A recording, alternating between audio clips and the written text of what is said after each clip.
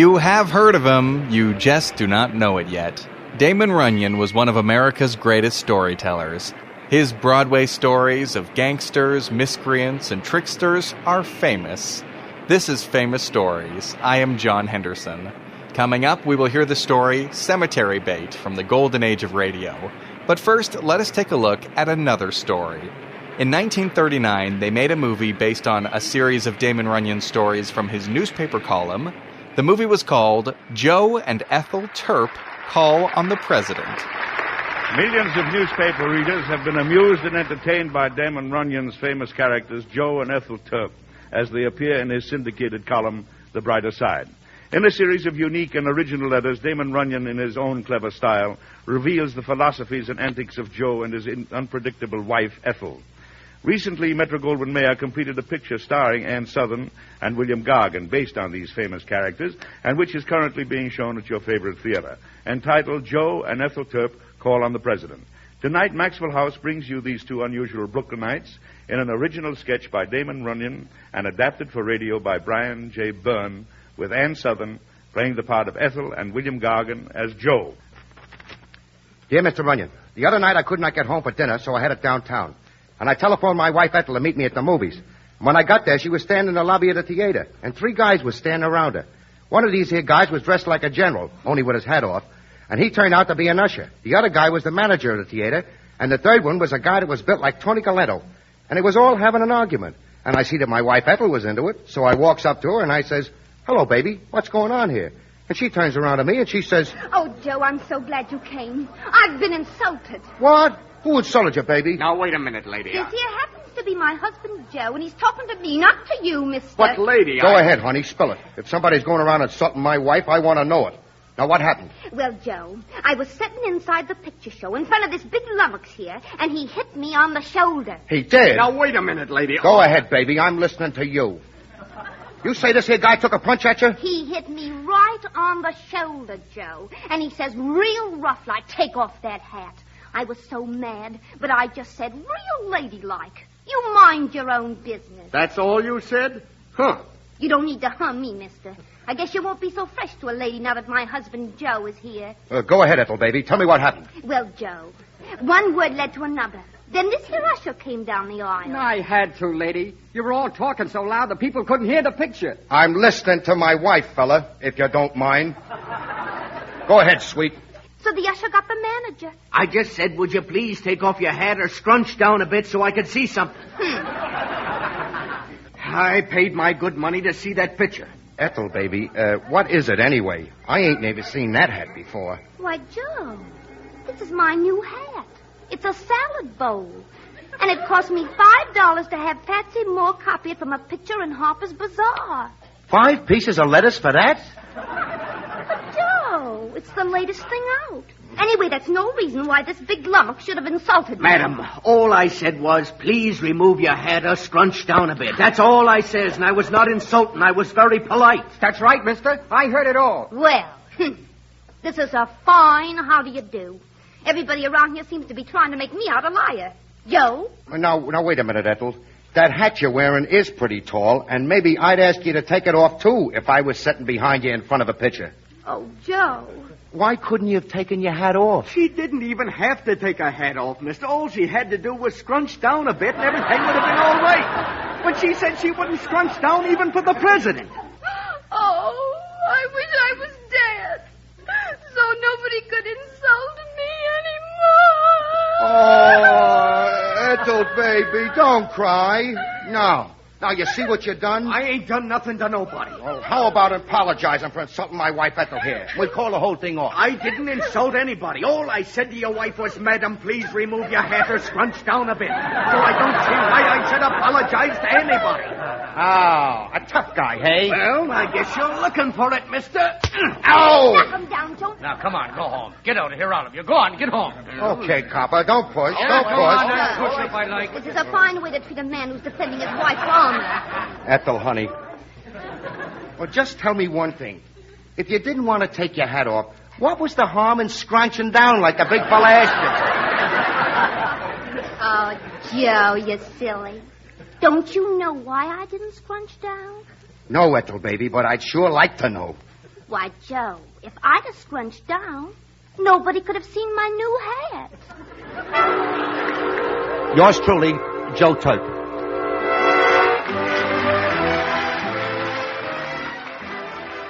That is a sample of one of Damon Runyon's famous stories. And here is another, Cemetery Bait, from the syndicated series called The Damon Runyon Theater, which first aired June 5th, 1949.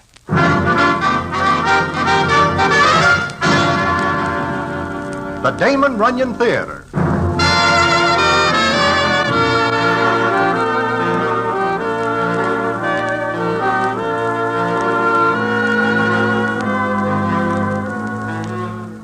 Once again, the Damon Runyon Theater brings you another story by the master storyteller, Damon Runyon. And this one, Cemetery Bait. And to tell it to you, here is Broadway. Thanks. One day I get a call to go to the state penitentiary. I go there because a character by the name of Gentleman George sends for me.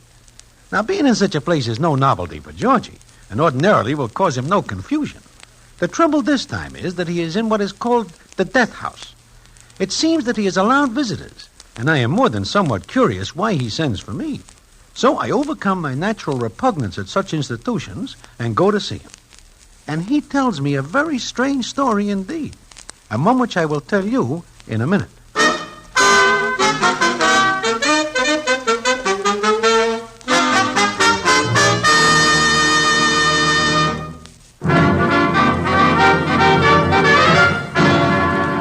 And now, back to the Damon Runyon Theater and the famous story, Cemetery Bait.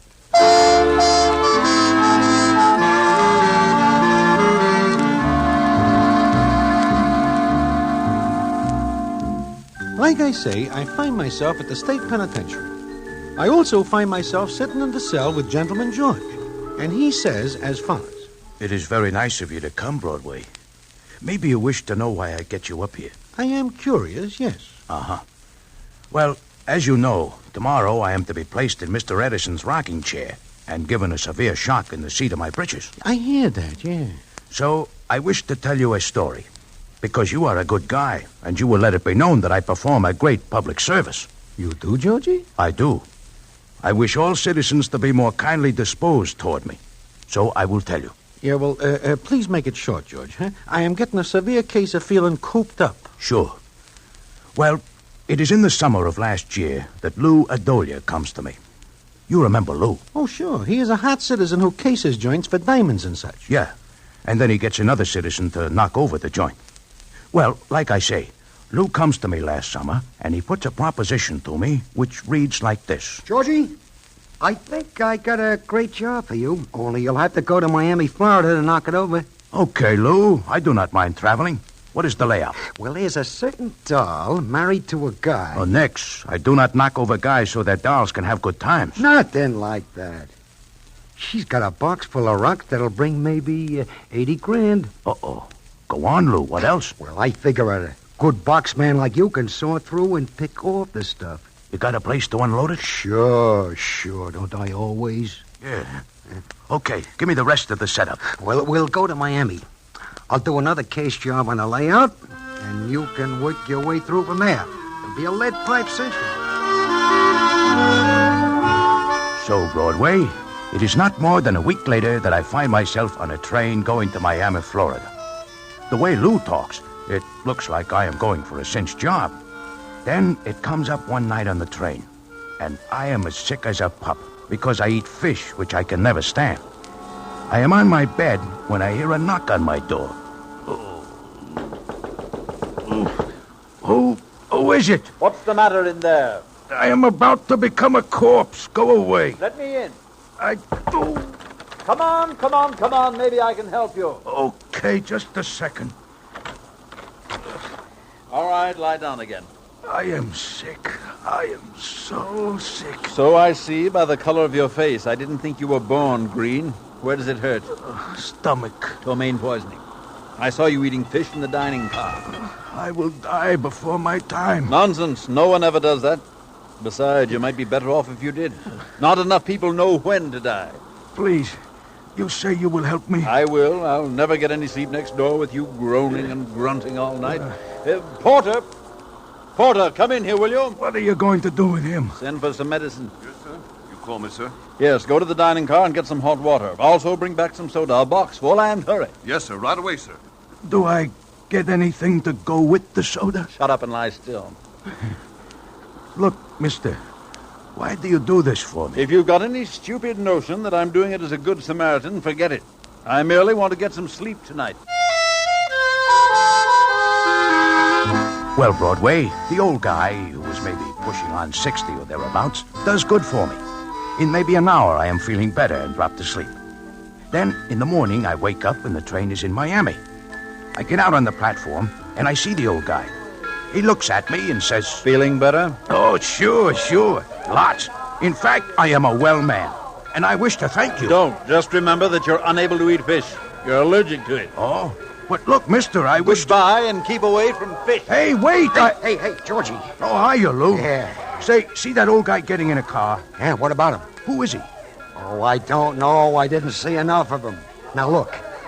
You bring your tools? Sure. But I sure wish I know who that old citizen is. He saves my life last night. And so few people are good to me that I wish to cherish the name of one who is. Okay. Save it till later. I got the deal lined up. How does it look? Oh, great. Where are your bags? Platform. Where do we go now? You better check in the hotel. Don't use your right name. You'll know me better than that, Lou. It is just a question of picking the one I like best. Okay, let's get moving. We got just 2 days to pull this job and move out. Hot, huh? Plenty. Your cut will be 10 G's. My cut will be 15 G's, or you will get yourself another can opener. 12. 14. 11. 13 and a half. 13. I am in business. Leave us go.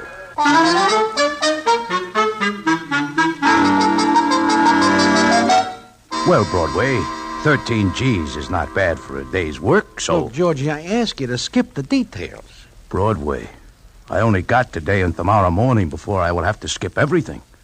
Do you begrudge me this hour? I am sorry. But I do not see what all this has to do with performing a great public service. You will see in a minute. Well, I check in at a hotel. I and Lou arranged to meet later at a place called the Bath and Sailing Club. It is a bad name because I do not see anybody taking a bath or sailing. Although some of the dolls in the dining room seem to be dressed for the first occupation. Then I see a beautiful pancake walk in and sit at a table by the window. Now, Emil, the head waiter, is a good friend of mine. So I ask him who the doll is, and he says... The one in white, Mr. George. Yeah, the pancake with the dress that is made for dolls like her. Mr. George, she is cemetery bait. Uh-oh. Married, huh? To a jealous husband. This is bad arranging. Her husband is very selfish. That he is. My. She is very lovely. Gorgeous. But there is something about her I do not like, Emil. Name one thing. I do not mean in the way of equipment, but in the way her eyes look. To me, they are heavenly blue. They are on the cold side. Tiens, cold or not, she is beyond us, Mr. George. Especially since her husband is one of the best amateur marksmen in the world. Oh? Now I see why you call her cemetery bait. However, I have heard that she is, looking around. It is a brave man who will overlook her husband. Ah, yes, but you will excuse nothing. Hi, George. Emil? Sit down, Lou. Yeah. See you later, Emil. Yes, sir. Yeah. Well, it's all set for tonight, George. My goodness, I hardly have time to get settled. You can do all right after you crack the job. Now, look. Here's the address. Take a good look. Okay, I got it. Mm-hmm. Right. Now, the maid who gives me the tip says the best time to finger the job is about 1 a.m. I will have to keep late hours. For the love of Mike, will you shut up and let me talk? Go ahead. Okay. The safe is a tin can. You ought to be able to take it apart with a hairpin. Lou, you know I do a very neat job. No blasting, no drilling. I do not like to ruin other people's property. Well, getting the can open is your job. Once you get the stuff, I'll pick it up and get it out of Miami. Like usual, huh? It wouldn't look good for us to take the wind right after the job's done, so we'll stick around a couple of days. Then I'll leave. You'll follow. Okay. 1 o'clock this morning, huh? Yeah. And Georgie... What, Lou? Please don't take any samples. What do you mean? I mean, I hope your pockets do not have holes in them so little trinkets slip into the linings. Lou, I promise you, I will hold out nothing. Okay. Go right to your hotel. I'll pick up the stuff. It'll be out in Miami in an hour. Yeah, and what's the matter? Huh? I just think. That pancake who just leaves looks just as good from this side as the other. Keep your mind on your work. Lady can have all the hobbies you want. So, Broadway, I wait until about 1 a.m. in the morning. Then I go to the address Lou gives me. There is not a soul there. I have the layout, so I go right to the safe and start work. I use my own little gadget that I invent. Well, go ahead. Why do you stop? I wonder why the government never lets me have the patent I ask for on that gadget. Well, Georgie, they have got very peculiar ideas about some things. Yeah, I guess so. Anyway, I work away when I hear the front door open and close. I take a quick look. And who do you think it is? Buffalo Bill? He is dead. Well, I give up. Who is it? The beautiful pancake I see earlier that night. This is her house? It turns out that is the case. Anyway, she is with a guy. Know who the guy is? Georgie, before you finish this story, they will put you in the juicer and I will never know what happens. Please proceed. Who is the guy? Remember little Eddie Baker? Baker? Oh, sure. The shake man. Yeah, blackmailer. Broadway. He is very crooked. More than somewhat. So what happens? The doll does not turn on the lights, but they come into the room where I am going about my business.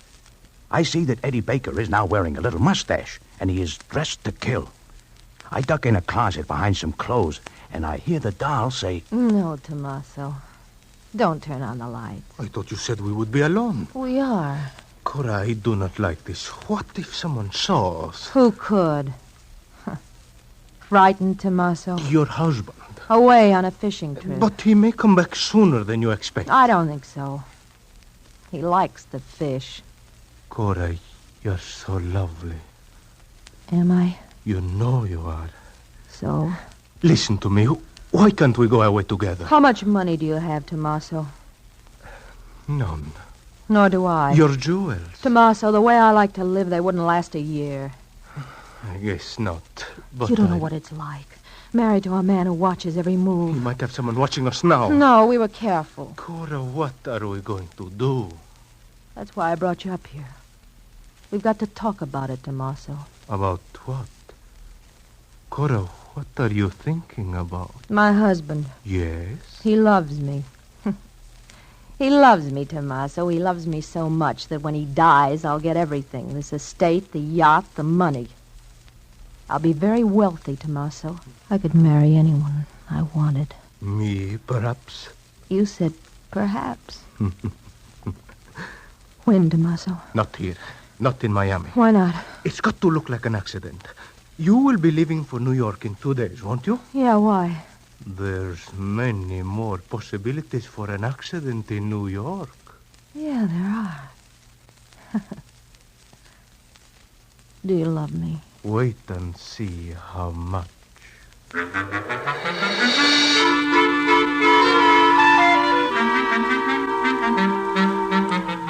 Well, that is the story the gentleman George tells me so far. And even though I am sitting in a penitentiary listening to it, I cannot leave because I wish to know what happens. I find out, and it is very strange indeed, and I will tell you about it in a minute.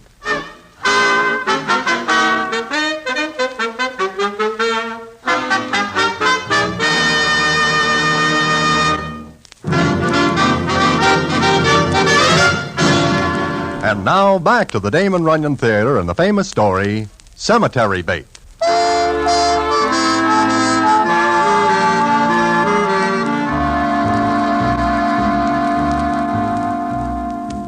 Like I say, I am sitting with Gentleman George in the death house listening to him. And he goes on to wit, viz. What time is it, Broadway? 3:30. Why? My. Time goes real fast in a place like this. Yeah, it does, George. But you are telling me a story. Yeah, and I wish you to promise me that you will tell it so everybody can see what a great public service I do, even though I am waiting to be fried. I promise, George. Okay. Well, I hear this Cora doll and Eddie Baker, whose name now seems to be Tommaso, set up a thing to knock over her husband, who seems to be interfering with their amusement. But I figure it is none of my business until the next day I am at the beach with Lou Adolia. That was a good job last night, Georgie. You are happy with it, eh? Yes. I figured the stuff should bring maybe more than 80 grand. Yeah. It is gone, huh? Yeah, it was out of Miami an hour after you slipped it to me. And when do I get my cut? As soon as the heat's off. Okay. Yeah. Meanwhile, this is a very fine life. My. There is a doll wearing a handkerchief. Yeah, but what a small handkerchief. Uh-huh. Hey, Lou. What's the matter, cops? No. Oh. There is the old guy who saves my life on the train. Look, will you forget that? All you had was a stomach ache. I am very grateful to him. It is very seldom that people do things for me, and I wish to speak to him. Okay. Go ahead. I will be right over there where the red umbrella is. Yeah, I see. Georgie, sit down. Huh? Why? Sit down, you flat brain. Sit down. What is eating you? You know who that is? Yes, he is the man who saves my life. He's the guy whose joint you knocked over last night. Oh, no. Oh, yes. Colonel Samuel B. Venus. Lou, why do you not tell me this before I do the job? Why, Look, how did I know he was the guy that cured your tummy? Besides, there's 80 grand. I am very sorry. Will you shut up? I am very ungrateful. I should speak to him. Look, just keep away from him. I guess you are right. Of all the dumb clocks you knock over a guy's joint, the thing's still hot than you want to talk to him. Maybe I will find some other way to thank him. Maybe I will... Holy mackerel! Georgie, you give me the knives. What's now? I just remember something. That's impossible. But what is it? Nothing, Lou. Nothing, I guess.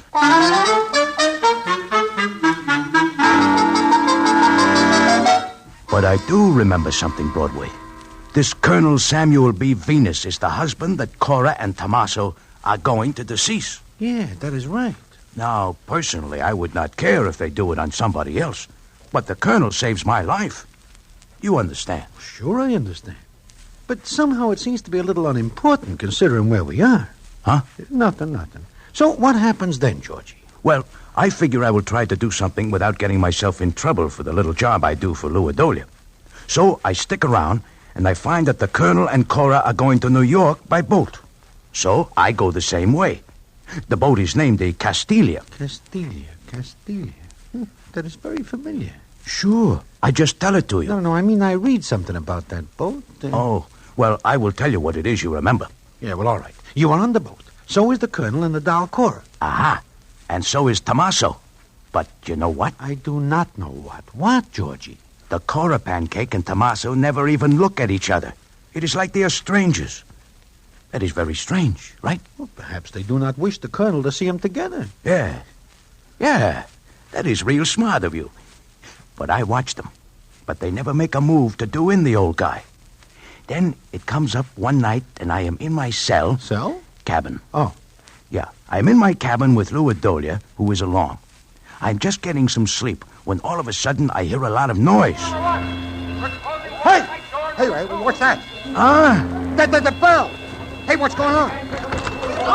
Who is throwing a party? George, let's get out of here. This tank is on fire. What? Come on, quick. I am not dressed. Get going, you big dope. Come on. Which way, Lou? Come on, let's get up the stairs. With all this water around, how does a boat catch on fire? Come on, move faster, will you? Wait a minute. What for? Look, I have got an idea. Oh, not at a time like this. You go ahead. I will follow. What are you going to do? A lot of people will be rushing out and maybe leave valuables. I can pick up some trinkets. You stopped the right time. It is all right. You go ahead. I will make hay while the sun shines. Okay, it's your funeral. See you later. Anybody in here? I just wish to tell you the boat is on fire.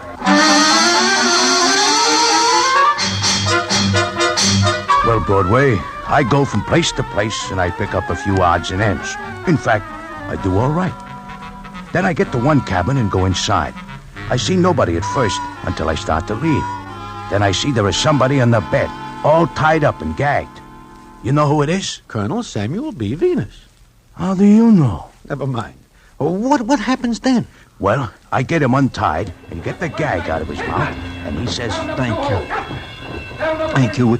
We've got to get out of here. Yeah, it seems the right thing to do. What is the matter? I can't walk. They tied my legs so tightly the circulation stopped. Well, I will have to carry you. Wait a minute, I want to get something. I will get it for you. That drawer in the small cabinet. There's a gun. This? Yes.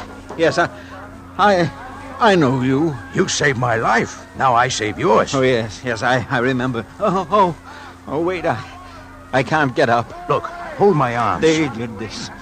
They did this to me. Huh? Who? Cora and that man in the white polo cap and the coat to match. Little guy, black mustache. Yes, he hit me. They tied me. I'll kill him. What about her? Help me. Carry me. All right. Up you come. Now hang on. It's not her fault. She's just a child. But him, I don't even know him. Hang on tighter. I gotta use my hands to feel through the smoke. Yes, that poor child.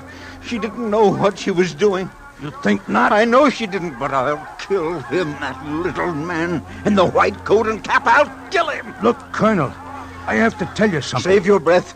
You'll need it. But I gotta tell... Keep your mouth closed. No doll is worth killing somebody for. She's an innocent child. Okay, I will not say anything more. We're almost on deck. Then I'll find him and I'll kill him. I get the old guy on deck. He is pretty done in, so I take a look around for myself on deck. Everybody is getting in little boats and on rafts. And I see a few things, and I do a little thinking about the old guy and the doll he thinks is an innocent child. Then I go back to where I leave the colonel, and I see he is looking out to sea. Look in that lifeboat. Out there, do you see? Yeah, I see. Somebody in a white polo coat and cap. Oh, but better get on this raft, Colonel. That's the man. I won't let him get away. Look, Colonel. I'll kill him. You're going to shoot him? Now.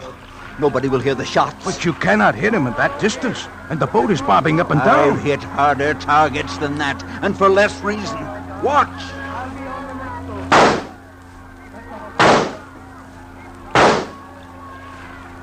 That is real good shooting. Yes, I've never done better in my life. No, I guess you do not. The little white cap is floating on the sea. I killed him. I said I would, and I did. Sure. Now we better get on this raft. Come on. No, wait, Cora. We've got to find Cora. There is no time, Colonel. Besides, it is more than likely that she gets on a boat. I've got to find her. Look, I tell you, I take a look around. She is not on this boat. Then I'm not leaving until I find her, that poor child. I've got to find her. Do you understand? Colonel, once you saved my life. No. Now I have got to do something for you. Like I say, I have got to get you on the raft. And it is easier if you are unconscious this way. So I get him on the raft. And it is not long before another big boat comes and picks us up. Yeah, I see. How you doing, George? Huh? Oh, fine. Got the time? Yeah. It's 3:40. Uh-huh. Anything you want? No, I guess not. Thanks just the same. Yeah. Take it easy. That guard is a real nice guy. There is another one who is not so nice. Probably because I take $2 away from him, a two-handed pinochle. Yeah, but George... Huh? You say you do a great public service, and you wish me to tell people about it. However, I cannot tell people what it is unless you tell me. Oh, yeah, I am coming to that. First, got a cigarette? Sure. Here. Thanks. Light? Here. You are a nice guy, Broadway. I will be sorry to see you go. Oh, thanks, George. Now, let me see. I am telling you about my great public service. I will get an ashtray. I do not like to get this place dirty. Well, George walks to get an ashtray, and when he gets it, he comes back and gives me the payoff of the story, which I will tell you in a minute.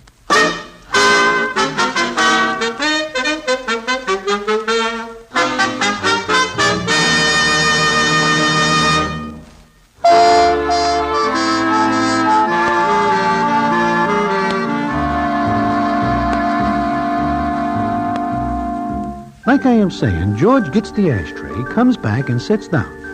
For a minute, he just looks off into space. And then he says, You know, I am criticized very severely for what I do when I get on that raft. Oh? And what is it you do, George? Well, it is very crowded, so I have got to push away a female character who is trying to get on. You do what? I push this character off, especially when I see she has got a small black mustache. What are you talking about? Well, I do not tell you, and I do not tell the colonel, that when I take a look around, I see Tommaso making this Cora doll change clothes with him at the point of a knife, thinking he can get in a boat reserved for women and children. What? Then the colonel, he shoots... Yeah, he shoots Cora. She deserves it, Broadway, because he is a nice old guy, and she does not deserve him. Does he find it out? Yeah. He is now in a place where they keep guys who go off their rockers. Yeah. But look, George, why do you not tell everybody that it is not a female you push away? That it is this Tommaso? You have still got some hours to clear that up. Well, I tell you, do I not? But I cannot keep you out of the juicer. Oh, you misunderstand. I am not here for giving Tommaso the heave-ho, although that is the public service I speak about, because I figure he is a menace to the sanctity of the American home. Well, then why... I am here because Lou Adolia forgets to give me my cut. And one night, I push his car over a cliff, and I forget to remove him from same. Yeah. Yeah, I see. Well, I guess I will be going. Yeah. Thanks for coming, Broadway. Oh, not at all. Well, George, bon voyage. Thanks. The same to you. And many of them.